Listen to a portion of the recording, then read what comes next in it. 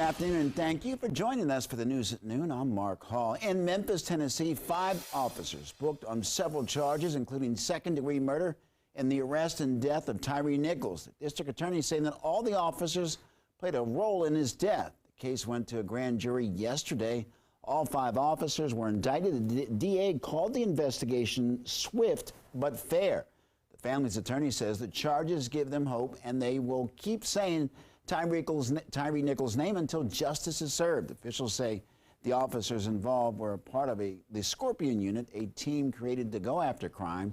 That unit and other specialized units are now under review.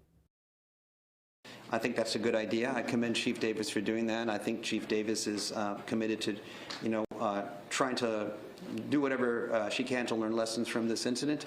I don't contemplate that our office would be involved in that review. The mayor announced that the video of the incident will be released today sometime after 6 p.m. and it will include body camera footage and sky camera footage. Well, here in the district, police are preparing for protests following the release of that video. DC News Now's Lex Juarez takes a closer look. Well, the city of Memphis is releasing that video footage tonight. That's of the incident that happened on January 7th. And MPD says that they have got all hands on deck with all sworn-in members activated and ready in case any protests break out. Now, the 5 officers who were involved are booked on numerous charges, including second-degree murder. District Attorney Stephen Mulroy says that all 5 of them played a part in Nichols' death. On Thursday, the case went to a grand jury, and Mulroy is calling the investigation swift and fair. Now, the family's attorney says that the charges do give them hope, and they will keep saying his name until justice is served. Officials say that the officers involved were part of the Scorpion Unit, which is a crime team created to go after that crime. That unit and other specialized units are now under review. The city of Memphis says they will be releasing the footage, both body cam footage and some sky camera footage from their police helicopter sometime after 6 o'clock tonight.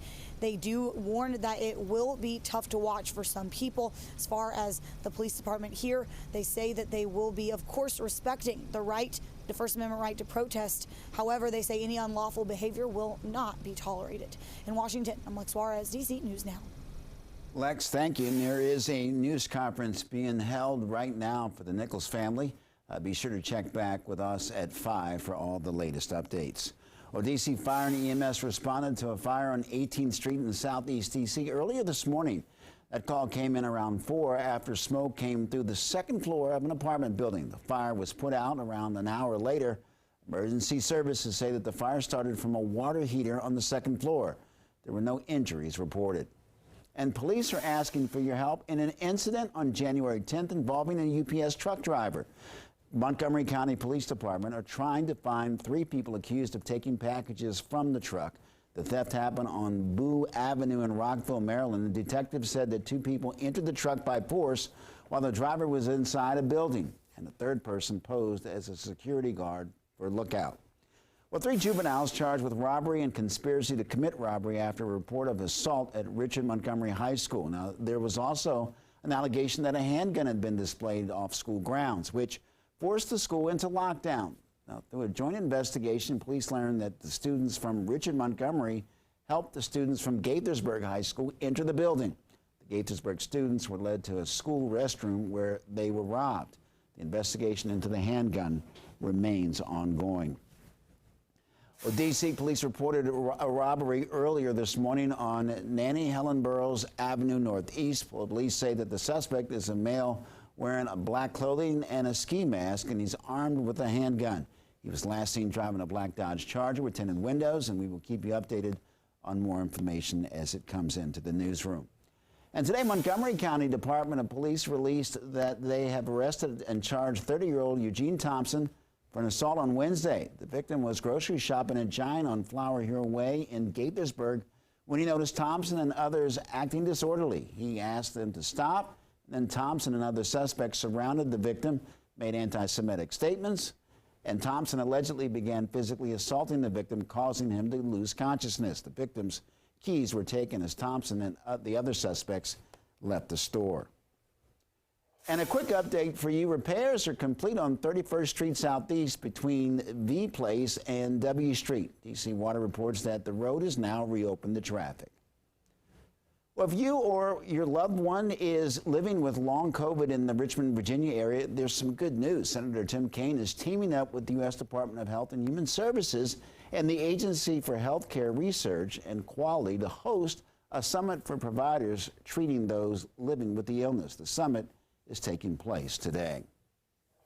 Well, Delegate Janelle Wilkins' work on the Legislative Black Caucus of Maryland laid out framework for legislation that they hope will define the cannabis industry. On Wednesday, caucus members led on many issues, including crafting cannabis legislation. Now, they're looking to establish a criminal justice policy that prevents police from stopping drivers and searching vehicles just because they smell cannabis. This legislation would have to be enacted before July 1st, when recreational use of marijuana becomes legal in Maryland. Well, Metro announced that they will be shutting down the Red Line between Rhode Island Avenue and Fort Totten this weekend. The cancellation will be used to install fiber optic cables for emergency communication systems. This will result in the Brooklyn station being closed for most of the weekend, and those closures will start at 7 in the morning on Saturday and will continue until midnight on Sunday going into Monday. Free shuttle buses are available between the affected stops. Well, a commuter alert and some great news for Metro riders who've been waiting longer amounts of time at the station to hop on a train. Yesterday, the transit agency announced a new schedule update set to start in February. That'll mean less wait time. Starting on February 7th, in just a few weeks, Orange, Blue, and Blue Line trains are going to run every 12 minutes during the busiest parts of the day. Rush hours in the morning and evening on Tuesday, Wednesday, and Thursday. Then a couple of weeks later, on the 21st, Red Line trains will drop down to stop in every 8 minutes at stations. The change for Red Line trains is again only for Tuesdays, Wednesdays, and Thursdays. Trains will also be longer, and they'll have more cars, which will offer more crowding relief. Metro's general manager and CEO celebrating the progress, but also saying a lot more needs to be done. I hope the customers will see that these are tangible and real increases that will make their lives better. But I want to also really commit. The job is not done. We are 100% committed to get back to full budgeted service and run this network the way it was designed. Metro says their ability to be able to put more of those 7,000 series cars back on the tracks has allowed them to cut down on wait times at stations, and they say that riders can expect to see more positive changes like these in the coming months.